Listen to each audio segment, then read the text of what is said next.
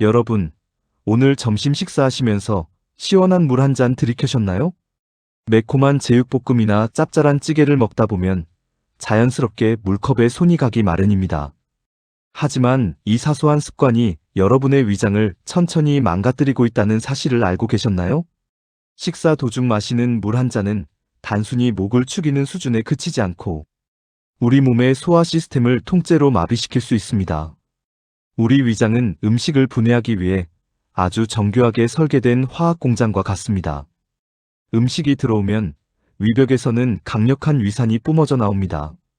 이 위산의 산도는 pH 1.5에서 2.0 사이로 철저하게 강산성을 유지해야 합니다.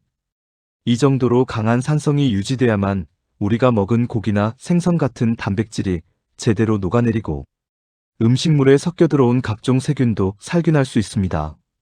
그런데 식사 도중에 물을 마시면 이 강력한 위산이 순식간에 묽어집니다.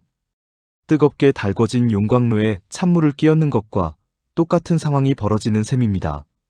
실제로 2020년 9월 15일 임상영양학회지에 발표된 연구 결과는 매우 충격적입니다. 식사 중에 과도하게 수분을 섭취할 경우 위산의 농도가 급격히 떨어지면서 단백질 분해의 핵심 요소인 펩신의 활성도가 무려 35.4%나 감소한다는 사실이 밝혀졌습니다. 펩신은 단백질을 아미노산으로 쪼개주는 아주 중요한 역할을 하는데 이 효소가 힘을 못 쓰게 되면 우리가 먹은 귀한 단백질은 영양소로 흡수되지 못한 채 거대한 덩어리 상태로 장까지 내려가게 됩니다. 이 과정에서 우리 몸은 에너지를 얻기는커녕 소화되지 않은 찌꺼기를 처리하느라 엄청난 에너지를 낭비하게 됩니다. 소화되지 않은 음식물이 장으로 내려가면 그때부터 진짜 문제가 시작됩니다. 장내 온도는 약 36.5도로 매우 따뜻합니다. 따뜻하고 습한 곳에 소화되지 않은 고기 덩어리가 머물면 어떻게 될까요? 바로 부패하기 시작합니다. 음식물이 장 안에서 썩으면서 엄청난 양의 가스를 만들어내고 독소를 배출합니다. 평소에 배가 자주 빵빵해지거나 방귀 냄새가 지독하고 변비나 설사를 달고 산다면 식사 도중 물 마시는 습관부터 의심해봐야 합니다. 이런 독소들은 장벽을 타고 혈액으로 스며들어 전신염증을 유발하고 만성피로의 원인이 되기도 합니다.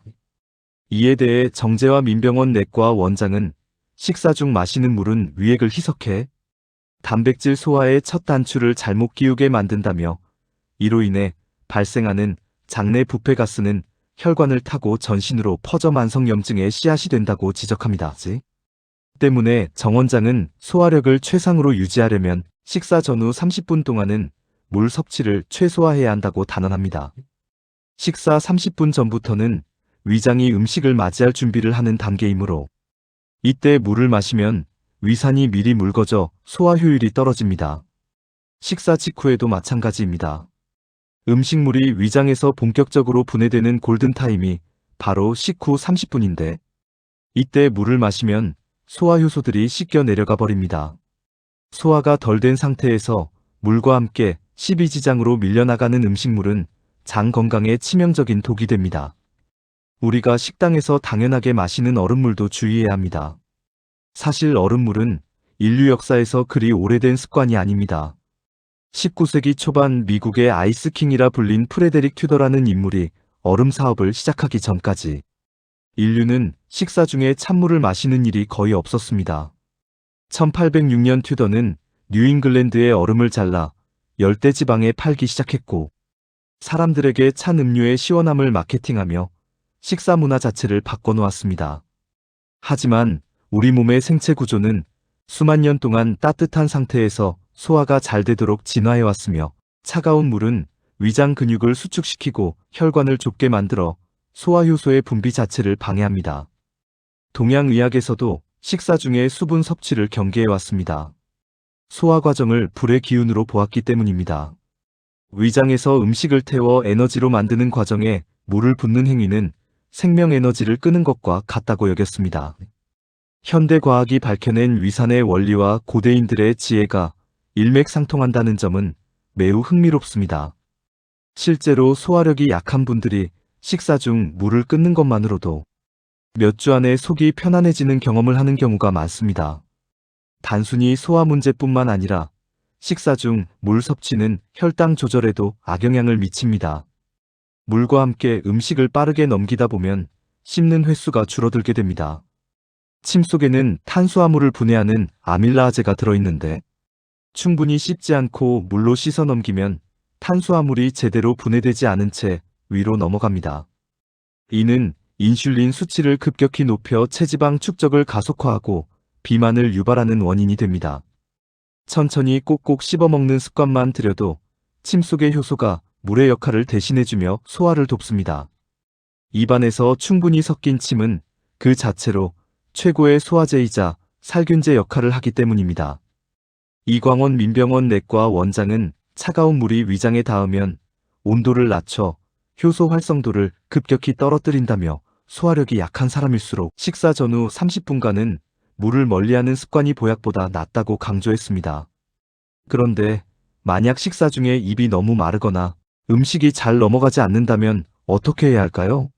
이 원장은 국물 요리에 건더기 위주로 섭취하거나 식사 전 입안을 가볍게 헹구는 정도가 적당하다고 조언합니다. 정말 목이 마르다면 미지근한 물을 한두 모금 정도만 천천히 마시는 것이 좋습니다. 차가운 물보다는 체온과 비슷한 온도의 물이 위장에 가해지는 충격을 줄여줍니다. 식사 중에 물을 마시지 않으면 처음에는 답답하게 느껴질 수 있지만 우리 몸은 금방 적응합니다.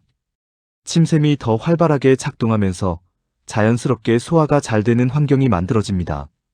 만성 소화불량은 단순히 속이 더부룩한 증상에 그치지 않고 역류성 식도염이나 위염으로 발전할 수 있습니다.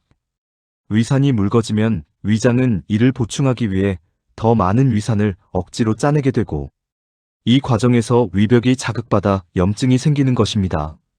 2020년의 연구가 보여주듯 소화효소의 활성도를 지키는 것은 우리 몸의 면역력을 지키는 것과 같습니다. 오늘부터 식탁 위에서 물컵을 치워보세요.